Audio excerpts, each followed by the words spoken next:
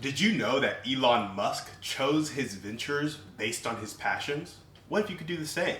First, you have to get clear on what you want to go, where you want to go. Elon wanted to go to space since he was a kid.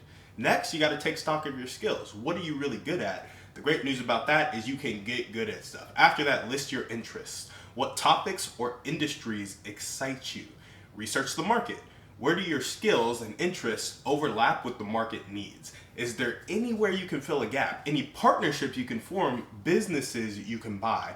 After that, you have to consider the demand. Is there a growing need for these services or products? And finally, think long term. Can this business grow and evolve with you in the direction you want to go? Aligning your business with your expertise and interests isn't just fulfilling, it's strategic. Send this to somebody who wants to create wealth and impact.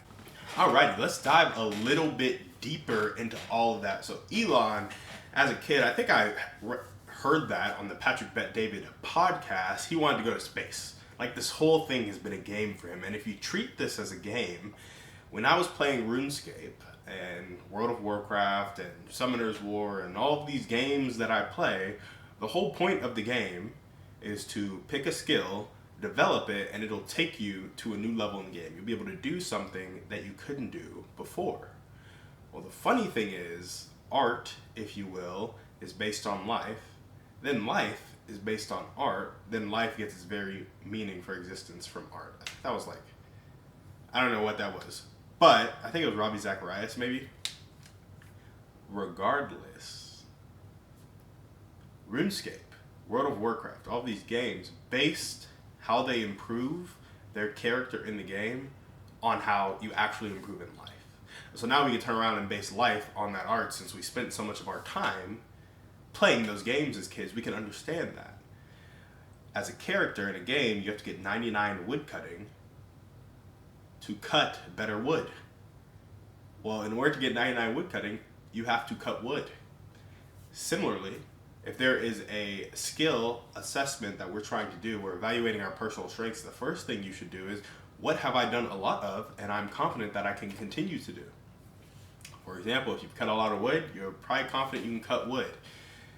And that's the beautiful part about skill assessment. If you have no skills and you have only weaknesses, you can start to develop those skills and say, for a year, I'm going to market every day. And by the end of that year, I will be good at marketing. For a year, I'm going to close sales appointments every day. I'm going to generate sales appointments every day. And by the end of 3 years, if you can generate sales appointments, close sales appointments, and market really well or position your brand, you're going to be able to help a lot of businesses out. So just focusing on what skill you need to develop and being clear on what skills you have can be really helpful in the skill assessment side of things, and taking it into what business you want to find. Because the whole goal of this episode is to get you to find a business that aligns with your interests in the acquisition process. You don't want to be buying something that's going to make you want to quit business, right? So once you've done your skill assessment, do your interest exploration. So you know you can sell, you know you can market, or you know you have good copywriting skills, or maybe you know you can lead people really well, or you can hire people really well, or maybe you're just really good at the paperwork, or filling out a financial statement, or thinking of strategic partnerships. Whatever. Get your skills that you have, get your skills that you want to develop, because you enjoy those things. Those are your genius zone, if you will. You have a natural inclination towards them, but you want to become world class at them. And then do the interest exploration. What are your passions, and how can these become business ideas? Because your passion probably solves something in you that it also solves for a lot of other people, which means there's a problem, there's a need there. Whether it's a burning need, that's something you have to evaluate, and you start to explore your interests. For example, if somebody really likes lifting weights, they're like, ooh, I have a huge interest in lifting weights, I'm going to teach people how to lift weight. Maybe that's not as scalable, so instead they're like, I'm going to own gyms.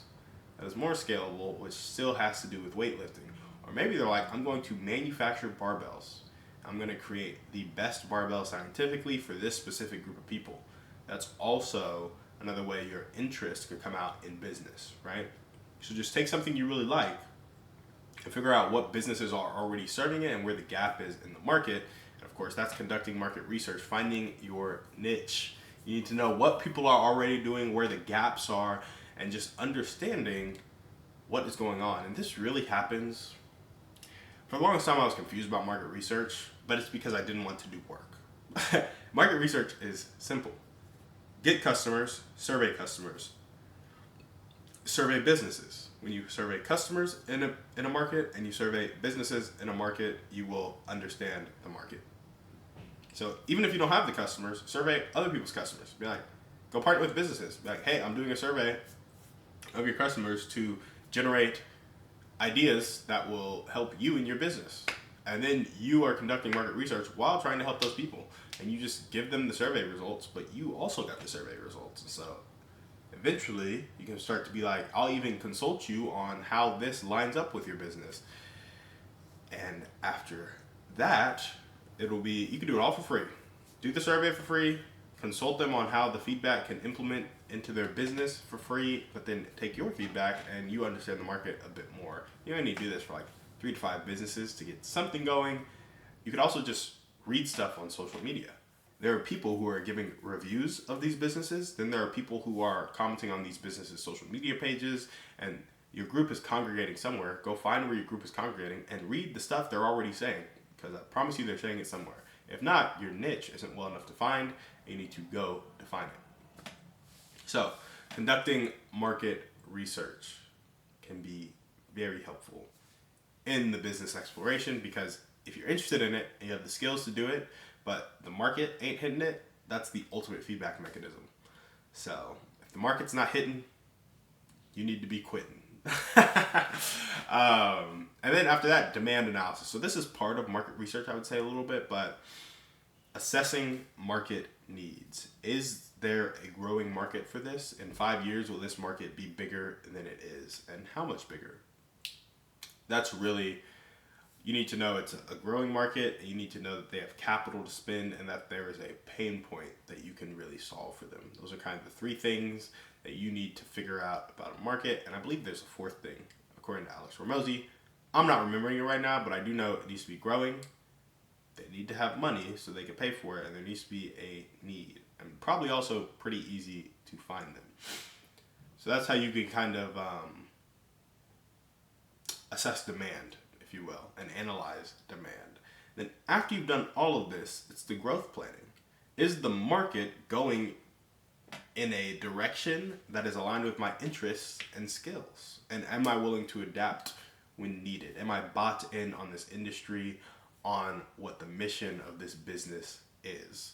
And that's really just having a little bit of foresight. You can't really predict anything because innovation happens so quickly nowadays, and technology will change things completely. But having some sort of guideline of like, I really care about this problem, and so being in this industry for the long term is beneficial for me, that's a good guideline to have. Those are the 5 things you can do to make sure that your interests and your skills are really aligned to a business during the acquisition phase of it. And this will help you, create wealth, create impact, and not hate yourself while you're doing it. So thanks so much for coming on the show and watching us, guys. We appreciate it. We will see you on the next one. And remember, we are a community of people, judged not by our wealth, but by our impact.